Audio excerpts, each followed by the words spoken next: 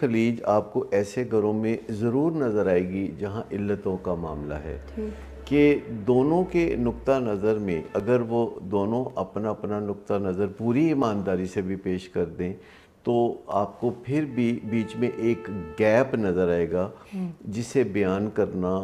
بہت کارآمد رہے گا۔ تو اگر ہم چیزوں کو بیان کرنے کے قابل ہو جاتے ہیں، خاص طور پر اگر ہم اپنے کسی مسئلے کو ایک مختصر فکرے کی شکل دے سکیں تو اس کے بعد ہمارے لیے اس مسئلے کو حل کرنا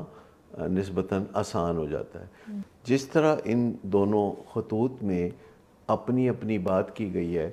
تو دونوں کی باتیں پڑھ کے یوں محسوس ہوتا ہے کہ جیسے زندگی ان کے اوپر چڑھ دوڑی ہے۔ بالکل۔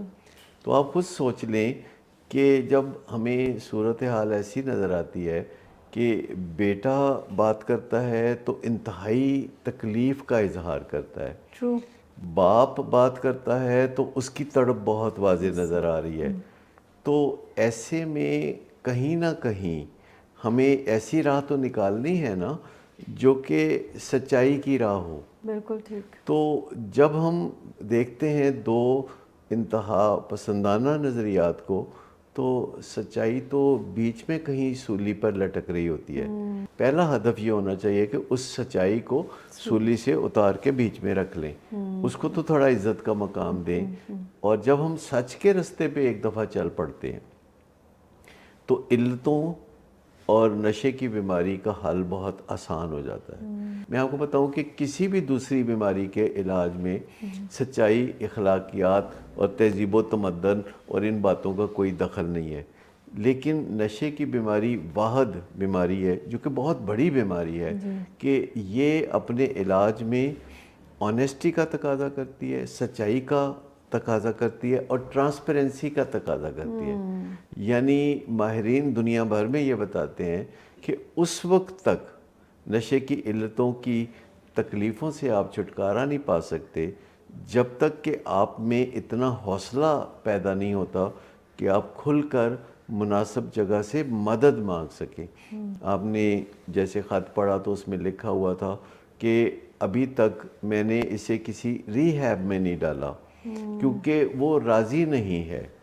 تو مجھے بتائیے کہ جب بچپن میں بچہ اسکول جاتا ہے تو کیا اس کے راضی ہونے کا انتظار کیا جاتا ہے؟ کیونکہ کسی مریض کو علاج پر راضی کرنا بھی بذات خود علاج کا حصہ ہے۔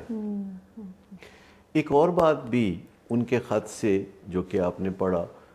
مجھے محسوس ہوئی کہ ری ہیب کے بارے میں ان کی سوچ کوئی بہت زیادہ عمدہ نہیں ہے۔ میں سمجھتا ہوں کہ ری ہیب کو اسی نظر سے دیکھنا چاہیے کہ جیسے ہم یونیورسٹیز کو دیکھتے ہیں جہاں ہم اپنے جگر کے ٹکڑوں کو زندگی بنانے کے لیے بھیجتے ہیں، تو ری ہیب تو اس سے بھی بڑھیا کام کر رہا ہوتا ہے کہ وہ آپ کے پیاروں کو علتوں کی دلدل سے نکال رہا ہوتا ہے، وہ انہیں ایک نئی زندگی دینے کی کوشش کر رہا ہوتا ہے۔ ہاں، ری ہیب اچھے ہو سکتے ہیں، ری ہیب برے ہو سکتے ہیں، اور جب بھی کبھی آپ اپنی ضرورت کو پورا کرنے کے لیے گھر سے نکلتے ہیں تو آپ ہمیشہ بہترین کی تلاش میں رہتے ہیں۔